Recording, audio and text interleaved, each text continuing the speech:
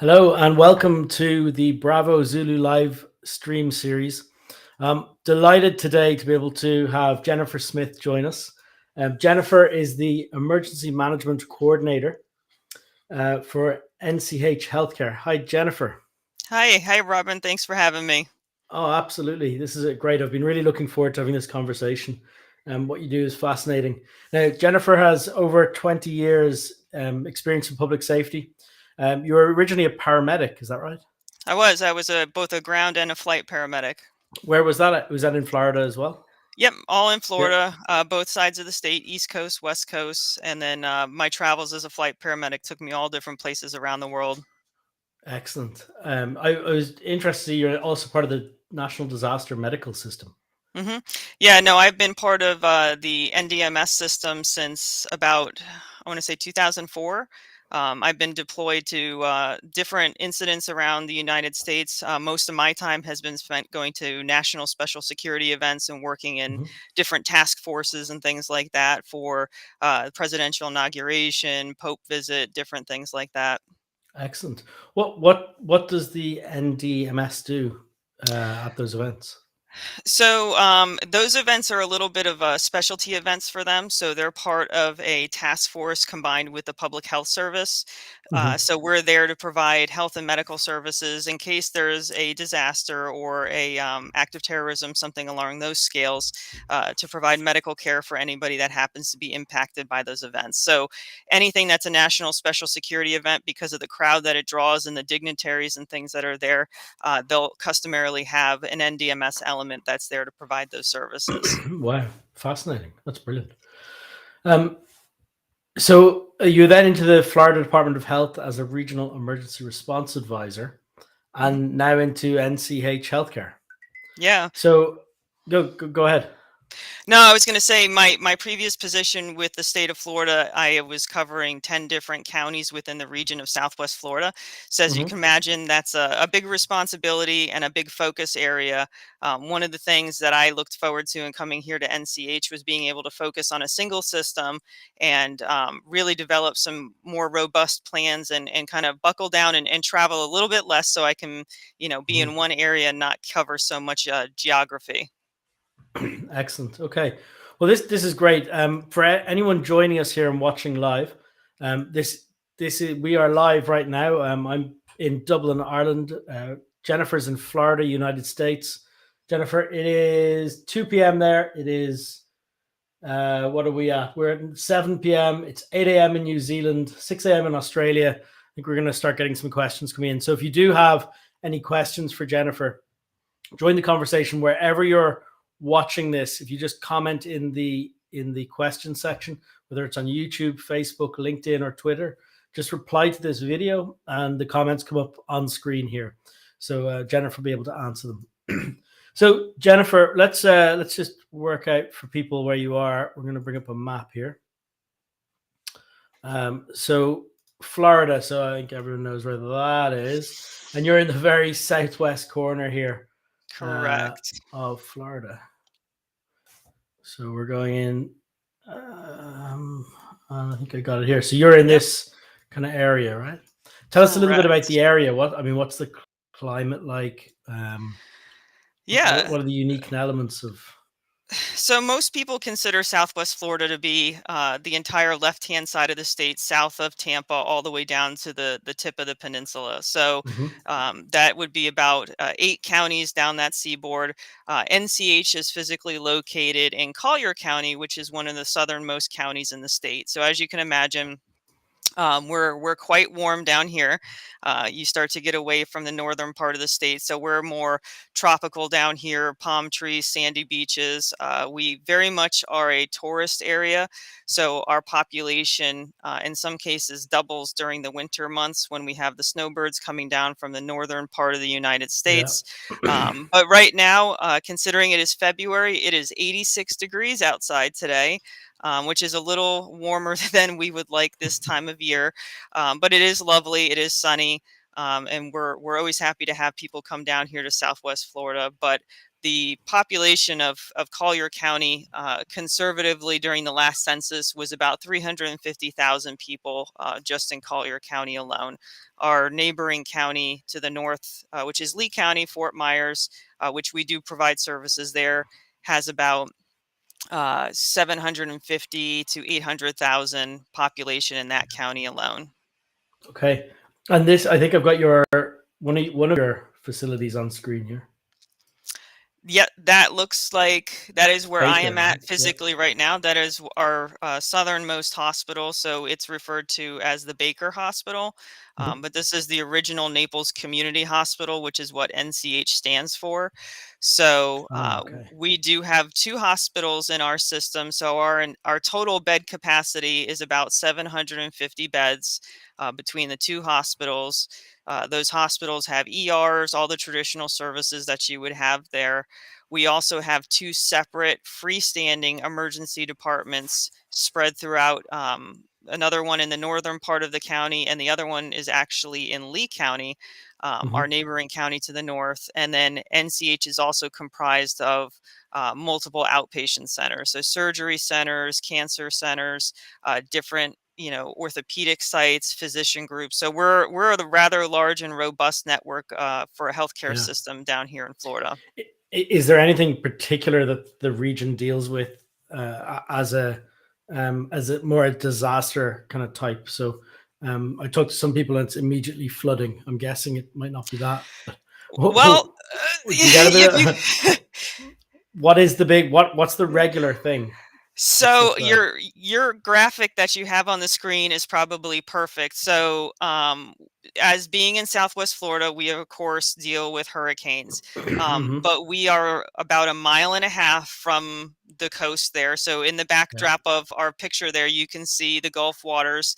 So we very much are at risk for flooding. Whether that's localized flooding or storm surge.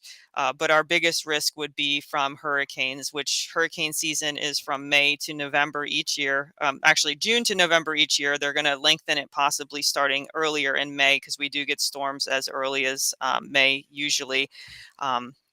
But flooding is always a concern for a hospital, and then the wind conditions. This particular hospital was built in the 50s.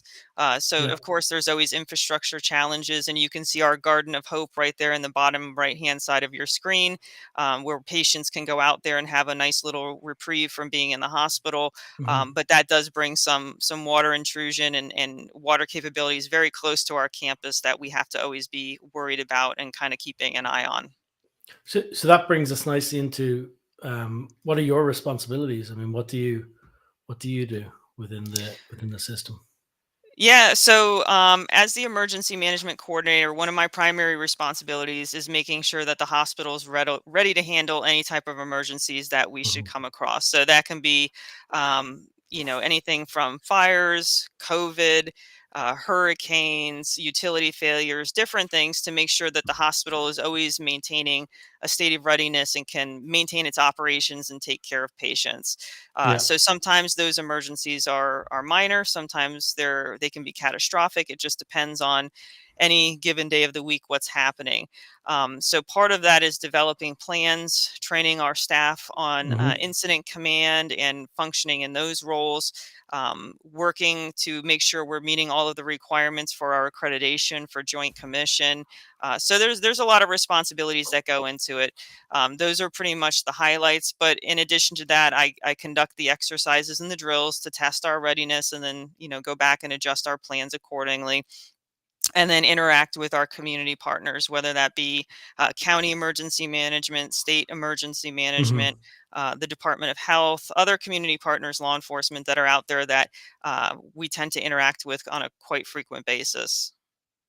And so for people who aren't familiar at all with hospital emergency management, you follow ICS. I take it through the hospital ICS HICS set of sort of methodology and set of forms. But what does a emergency plan for a hospital? I mean, pick one of those hazards, or maybe it's just the all hazards plan.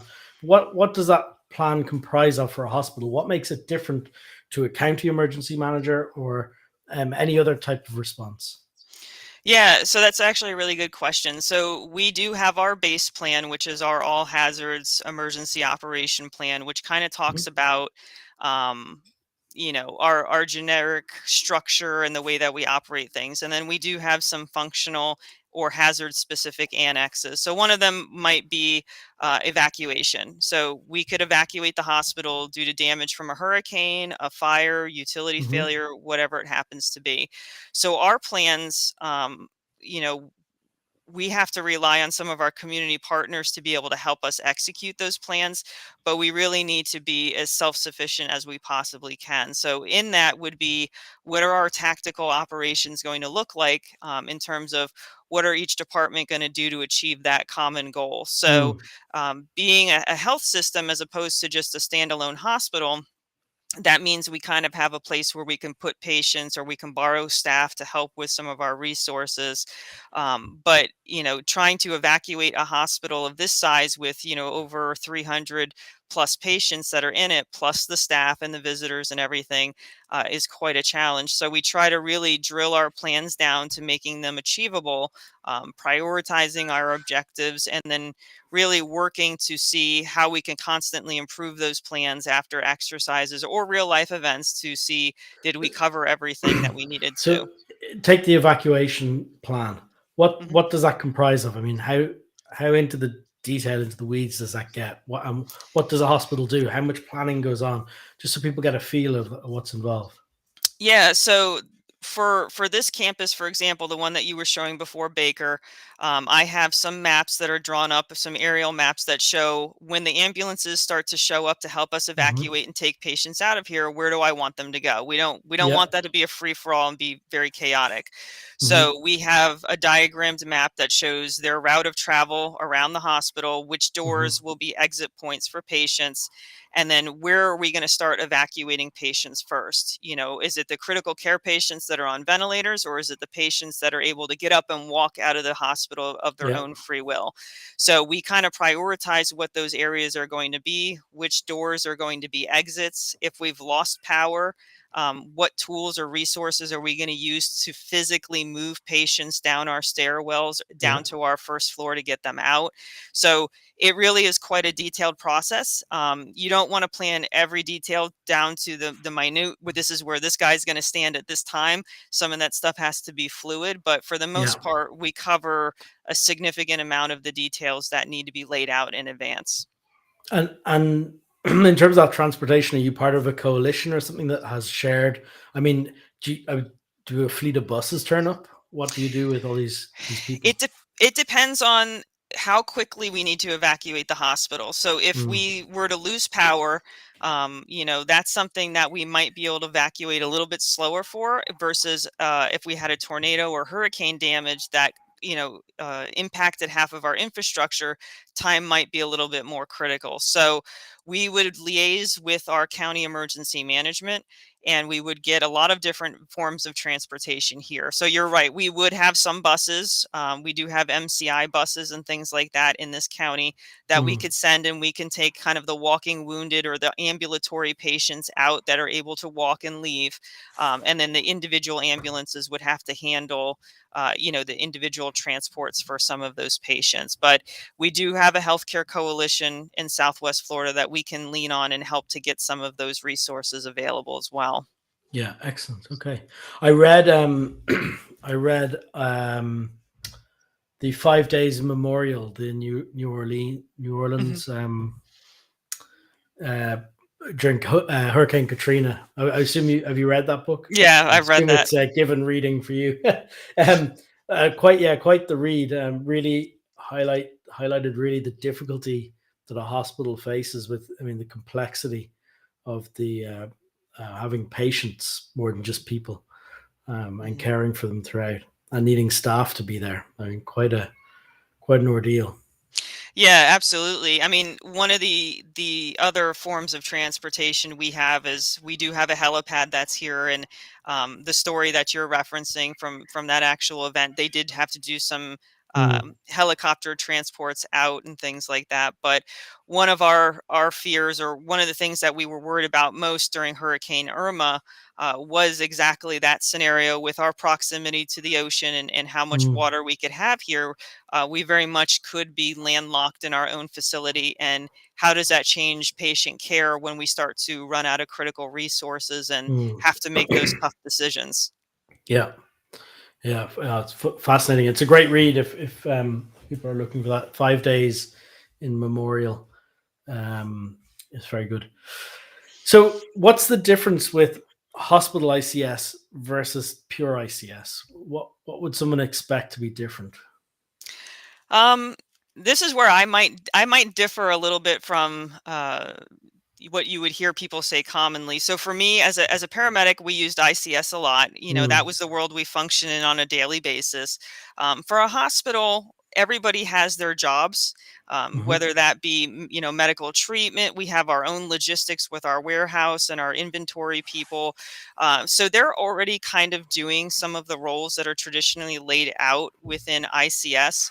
So the way we're looking at things here at NCH is we're functioning more as an emergency management EOC structure rather than a true incident command structure. So our staff within the building know what they should be doing to take care of each of one of the roles that they have.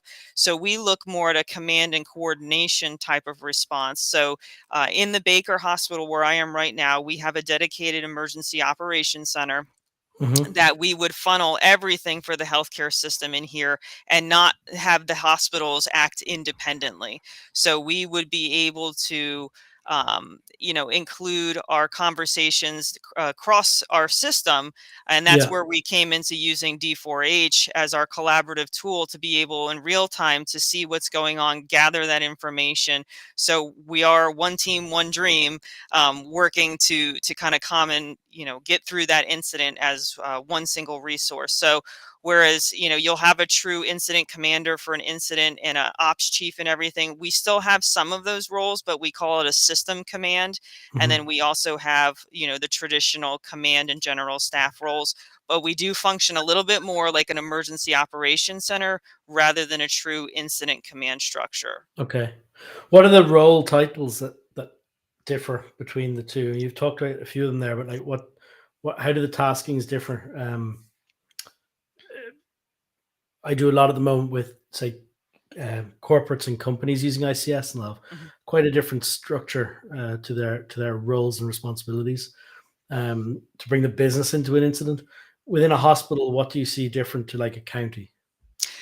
So, um, our ICS role, our org chart, when there's an activation, it would actually be somewhat fluid depending on what the event actually is. So, we still function with the same command and general staff positions. We don't necessarily call them an operations section chief. We'll call them more of an operations coordinator, Hmm. which is kind of what NIMS is leading a little bit more to for that. But within our operations branch, we may see that look tactically different for an evacuation Hmm. versus what it looked like when we were managing COVID. So, operations may be run more by infection prevention for COVID Hmm. because they're trying to keep people safe and from getting sick in here and manage moving patients around the hospital to cohort them. Versus if we were evacuating due to a fire, now our operations section is going to look more like transportation arrangement, patient movement, things like that nature. So our overarching structure may be very similar, but our Hmm. tactical operations, once you start getting into the operations and some of the other logistical branches, may look slightly different depending on what the Yeah. incident is. Do you have a physical EOC in the building? Yep. A pre-assigned room. Yep. What's in there when I walk in? What am I seeing? What am I looking at? Yeah, so right now we're in the process of updating that and building a larger communication center. But the way it is today, it's connected to my office here, right outside here. So once you walk Hmm. in that room, you're going to see a rather large conference table right in the middle, and then you're going to see along the outer walls a bank of different computers that are always set up and always running, ready to go. And then we Hmm. have a wall with several different monitors, TV screens. So we'll be able to put the news on. We'll be able to put our electronic medical record system on there, our video surveillance Hmm. system, our D4H incident management that we're working, collaboratively on with our other campuses. So it really is nice. It's atypical in some hospitals to see a Yeah. dedicated room that's always set up Mm. for this function. But because we are all hazards and we have a lot of different events that can happen with no notice, we really have to keep that posture Yeah. all the time. And the people who sit in those seats, they've all got, let's call them business as usual roles. So who are they? What are their roles? Who's sitting around the table and what type of roles do they take on? Yeah, absolutely. So if you're sticking to ICS, our CEO would be more of our policy group, Hmm. making some of those decisions for us. Our COO would be more of our system command. I might be the system command also, depending on what the incident is or how many Yeah. operational periods we're running. We would have our logistics would be our director of administrative services, things like that. If we're running a medical operation, we have our chief medical officer or chief nursing officer that might Hmm. fill those roles. So it is easier for us to plug and play our leadership into those roles because that's what they do on a daily basis. Yeah. Some of the other partners might be the staffing and bed board people who know where the patients are and when those rooms are coming available and can track all of that. Hmm. Our facilities and engineering staff would be participating in either our logs or our operational role, Hmm. and then our finance and admin would be our finance and admin section. So One of the big differences I see normally between, say, we'll call it a public safety emergency manager, or in terms of in a county or city, and in a hospital, is the hospital has loads of technology in there. So you've got, hospital management systems that tell you where your assets are at in terms of bed numbers, wards, mhm. I assume staff, everything's tracked in these systems. Um, and outside that, dealing with the public, you don't have that level of detail at all. So that must be nice to be able to get those that the sort of figures in and metrics in to deal with. It's much better decision making information.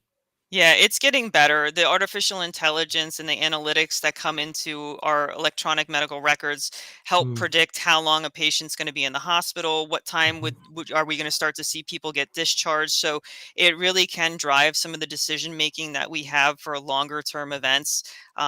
We focus more on maintaining our operations, so our planning and response is huge. Mm. Recovery is always something we worry about. But in terms of public assistance and things like that, those are some of the things I don't need to look at as a specific hospital emergency manager, Yeah. whereas my counterpart for the county does need to worry about many, many different aspects of the county and maintaining response and operations and recovery efforts. Yeah, absolutely. You must have to train quite a lot and run drills with all these people. How often do you do that? And what was your last one? What was the scenario you put to people? So I like to drill a lot Mm. because I like to test our plans and always make changes. But each hospital is governed by an accreditation body. So our Hmm. accreditation body is the Center for Medicaid, Medicare Services, or Joint Commission. So with that, they say we have to do at least two large exercises each year, and then we have to Hmm. do certain fire drills and things like that on a quarterly basis for different departments within the hospital campuses. So we are quite busy throughout the year doing that. Um, and that's just the minimum. So we always have to do more. So actually 2 weeks ago, we in our birthplace, so our mom and baby area at our North Hospital, we did what was called a code pink drill. So for us in the hospital, pink is a infant abduction. So we Okay. had to pretend like a one of the parents came in and took the infant out of the hospital and tried to leave with it. Hmm. So we had to, activate that response and do the overhead paging within our hospital, and then our staff needed to respond accordingly. And that includes, checking on all the other moms and babies, making sure everybody's okay, and then Yeah. performing a search for that missing baby and kind of determining if they were able to leave the facility, which they shouldn't be able to with some of the fail safes that we have, and then what that looks like. So coordinating search efforts, communicating that back to our public safety security staff and our operators so that we know what's going on. And then, of course, liaising with law enforcement or whoever happens to be coming to help us. So Yeah. that was a rather robust drill, but those are some of the customary ones we do traditionally. Before that, we did a code black, which was a bomb threat. So we do test for a lot of different eventualities here because you don't know what's going to happen. But quarterly, we're required to do at least fire drills in different patient care areas. Yeah. Okay. Excellent. It's fascinating. In terms of communicating during an incident, obviously we know each other through D4H, and that's sort of one of the collaboration tools. What other communication lines do you have into that EOC? Telephones? Are there two-way radios as well Yep. to security, or what's going on in there? Yeah, so we have a couple of different tools. So, of course, D4H, for my documentation purposes, I prefer all communication goes through that. But yes, we do have our landline telephones. In case those go out, we have sat phones. Each one of our campuses, our critical campuses, will have a sister satellite phone so we can communicate if needed. We have two-way radios for our daily communication processes on campus with a cache of extra ones to increase our capabilities with that. But then we also have, excuse me, we also have two-way radio communication with our county emergency management. So if we did lose traditional landline or cell phone capabilities here, we would be able to maintain communication with the emergency operations center there to let them know how we're doing and what unmet needs we might have. Yeah. Okay. And across your system to all those clinics and other outpatient services and your other large facility, is that phone? Is it just phone normally? Is that what you'd be doing? For the physician group offices and outpatient sites, that's mostly phone operations. If we have a hurricane or things like that, those offices are traditionally closed and locked down prior to landfall, so we wouldn't really have a need to communicate with them during an event. And hopefully communications would come back up very quickly after. But we do have extra phones and radios that we could pass out to those sites if we needed to as well. Okay, brilliant. When an incident wraps up, you've got to put together your after action report. Talk a little bit about that, because not everyone does that in all forms of sort of response. What does it involve? What's the detail level? Yeah, so part of the accreditation process that we follow is not only doing the exercises, but actually documenting what the exercises revealed and kind of what improvements you're making. In lieu of an exercise, if we have a real event occur, we can write that up as well to meet that requirement.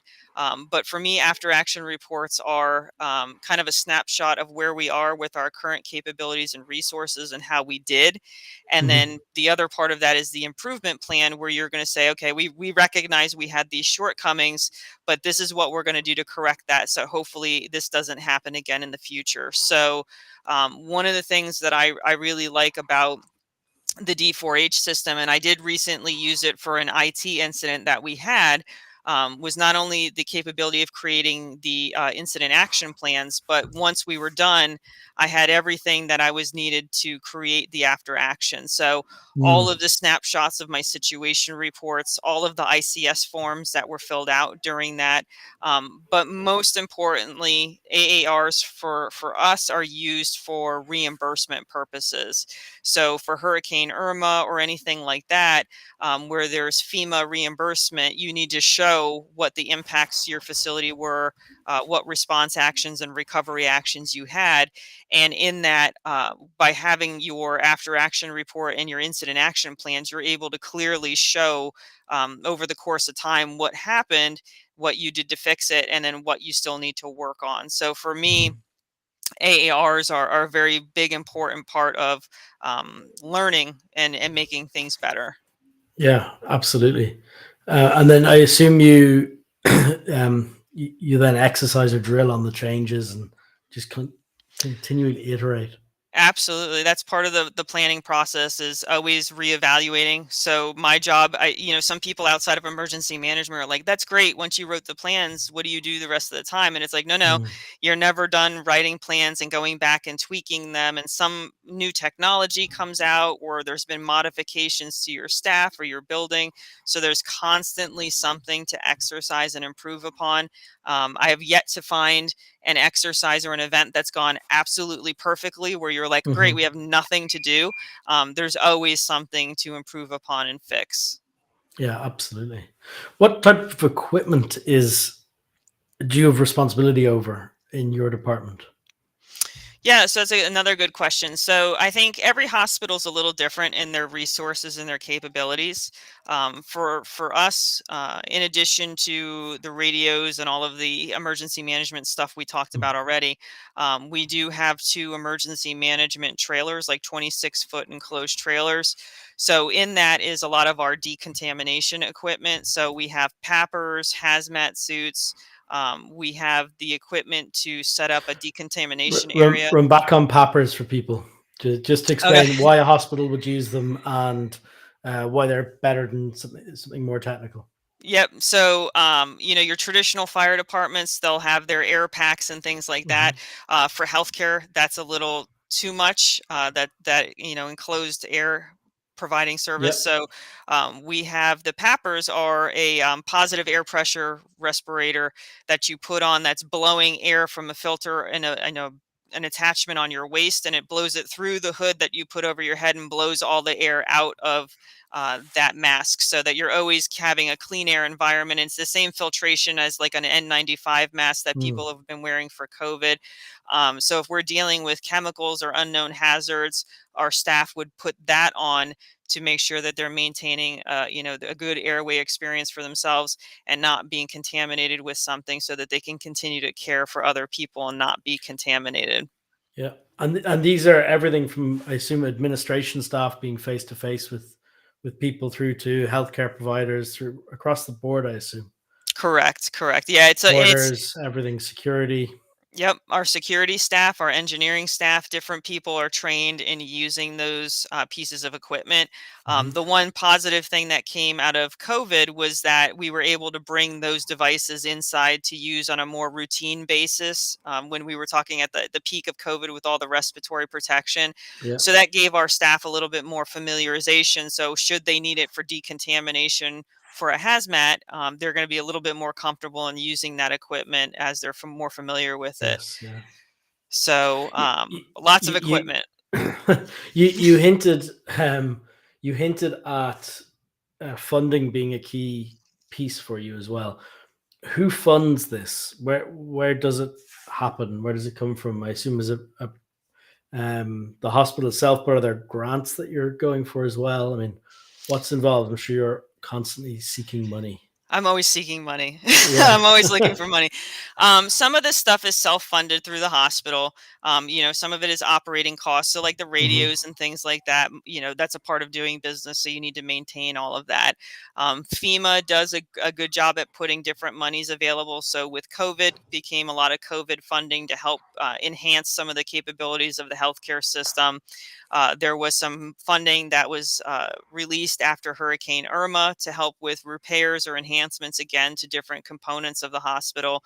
Our healthcare coalition is a great partner. So those PAPRs we were just talking about, they were able to provide us with 12 new PAPRs for our healthcare system, from funds that they had to support that project. So Mm.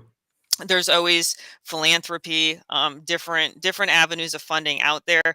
Unfortunately, things are getting more expensive. Some of this equipment is sitting here to be ready to use just Mhm. in case. So it is kind of a risk benefit cost analysis to say, do you really need this if you're only going to possibly use it once? But that Yeah. one time you need it, it makes a huge difference in how your capabilities are and what you're able to do. So funding is a big thing for us, but we try to make sure we inventory everything, maintain everything, take care of it to make it Yeah. last as long as possible.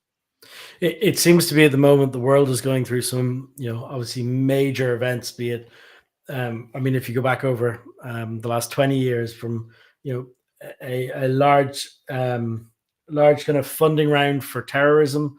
Mhm. I mean, I can't even think what's in between on that, but then COVID and everything else. And these things, be it chemical response equipment and um, as well, it seems like they're layering on and layering on and layering on. And I wonder what point it all gets, reevaluated of how much can an all hazards response Yeah, there's have. sometimes I there's mean, too much equipment. I mean, from 9/11, we did get quite generous grant funding throughout the state, and NCH has decon tents and all of these yeah, things that were procured, which are now starting to reach their end of life. yeah.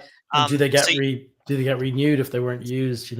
exactly. So if you can Mm, justify we only used it 3 times and since 9/11, is it yeah, something you really need to reinvest in and replace? So those are we have some tough decisions coming with that because, like I said, some of our equipment's reaching end of life, but yeah, it's always a balance, always being ready because you don't know what's going to happen yeah. next. Absolutely. And so I assume as you have to have the equipment and skills to deal with so many hazards and different types, I assume that does bring you into community partners. And we talked a little bit earlier about the alliance or coalition that you have locally. Can you talk a little bit about that and what um, what you need to do to maintain those relationships? Yeah, so for me, my number one goal is to make this hospital as safe as I can, possibly make it. Mm, So with current events that are going on, there's always a threat of active shooters, active assailants, things hmm. like that. So one of the things we've been working on more recently is in a partnership with Collier County Sheriff's Office to integrate a little bit more with them to make sure we're on the same page and we can enhance our response capabilities. So, the Baker Hospital being built in the 50s is kind of a puzzle. It's Yeah. hard even for me that I work here to find all of the different areas. So imagine if we had an active shooter on the fifth floor. Some of our elevators only go up to the third floor because the hospital was built in phases. They may not know that, which would really delay things. So, one of the things we've worked on is getting some electronic mapping that feeds into Hmm. their command center. So they'll be able to pull those maps up and direct their officers with their body cam, saying it's the third Yeah. door on the left. Turn down the hallway on the right, instead of saying, "Oh, it's near radiology," and they're like, "I don't know where radiology is." So that and then Have you decided on a vendor for that? Is that something you've procured already? yeah, we're working with the same vendor that the county already used for their Yeah. purposes, so to ensure that we People might integrated be with interested. them. What is it, if you can say? That one is a company called Okay. CRG Mapping. So they have what are called macro maps and micro Hmm. maps. So macros would be the exterior of our campus, and micros would be every single floor of the Sure. interior of our campus, which will plug into our D4H for our incident management Mhm. purposes. But being able to give the sheriff's office that information in real time is incredibly helpful. So we're trying to integrate our a video camera surveillance system with them so they can see a live feed if there was ever a Excellent. time that Yeah. they needed it. Our radio communications, if we need to talk to them, that we have the capability of all being on the same frequencies for an Hmm. event is really important. So those are some of the collaborations that we're working on. It's kind of out of the healthcare arena a little bit and more crossing over to a different sector, but we are considered critical infrastructure and we are an incredibly soft target. So we're doing what we can to increase those capabilities and make this as safe as possible, while still providing, great patient care and making people feel welcome in being here. Mm. So it's a hard Yeah. balance to strike. Yeah. Okay. That's interesting. Yeah. Absolutely. I can see that. Well, Jennifer, this has been great, and I normally try and wrap up by talking a little bit about how Mhm. we were brought together, which is D4H. In terms of the two bits, I always ask her, "What's your favorite part? What's the most useful part for you?" And then we'll go on to what you'd like us to do. So, any suggestions you have or things you think, I think this is what a hospital needs, or a hospital system needs in the product. No, my favorite part of D4H, and I have used other incident management softwares out there. My favorite part is my ability to change the status boards or the forms or any of the components that I Mm, need to change without having to go through you know, through you guys to have that built. So if I'm in the Yeah. middle of an incident and somebody says, man, I really wish we could monitor this oxygen tank over here and know every couple of hours what's going on, we can modify that and create a board just for that without having to go through you guys to get more technical help and build that on the fly Hmm. or turn different components on and off. So for me, the customization, I guess is what I'm trying to say, is really great. Yeah. I don't want to be here for every single event. I don't plan Mm. on being here 24 hours a day. So I have built some plays that are in there that have the appropriate status boards already ready to go so that if I Yeah. am not here, our staff can turn that on and very quickly start to manage an incident. And, for us, I hadn't had the opportunity to train our staff on D4H yet before we actually had a real event happen. So Hmm. I said, no time like the present to throw it out there. So I turned it on, I gave them access, and I'm like, here, I'll give you a quick 5 minute. And within that, they were ready to go. It was very intuitive, and they were Mm. able to pick up and really understand what they should be doing there. Um, and start working on things, which is a lot better than it used to be when you used to slide paper forms in front of somebody and said, "Oh, Mm. here's your 205 or your 214," and they're like, I don't know what this is." So being able to say generator status board or oxygen status board or whatever it happens to be, it answers the questions that I need to have without confusing them or making it overcomplicated. So the Mm. customization for me is probably the best feature that is already built into this. Okay, excellent. That's good to hear. How long did it take you to get to grips with the admin area so that you could customize it? I would probably say a good 2 months. Yeah. Just to be able to sit down and think about what is it I want this to look like for each one of my plays. And then for me, is a status board or a form or a checklist the Yeah. best way to go about doing this? And so you guys have been great because I'm like, hey, this is what I want to do. What do you think would be the best Mm. way to collect that information? And you guys have been, we think it's this, and we can even help you build this out. So that's been phenomenal working back and forth with you guys collaboratively, because I'm not a huge tech person. So sometimes I would confuse myself and I'm like, all right, I'm going to back out for a minute, I'm going to leave this for today, come back tomorrow, look at it fresh, and then I'm like, I come up with 80 more ideas of things to create in here. So it's quite fun once you get playing in Yeah. it, Yeah. and the possibilities are really endless. Good. Well, let's talk about those possibilities. Where should we go? What should we do? We've talked about this before, but you can share here. Yeah, I mean, for me, being able to utilize this from my cell phone or different things if I'm at home when an incident starts is great. Um, it, I honestly don't have a huge amount of feedback on things to change or build. It's taken me a little bit to build some customized hospital specific boards that might Yeah. not be something that anybody else was looking for. Hmm. Um, Integrating with our mass communication tool would probably be And the that biggest. let's talk about that. That is Rave, Rave, right? Yeah. And correct. that Rave integration is coming. I think it's been started on Mhm. already. And I know our team are working closely with Rave. That's Rave Mobile Safety. In fact, for people, I'll see if we can put it up here.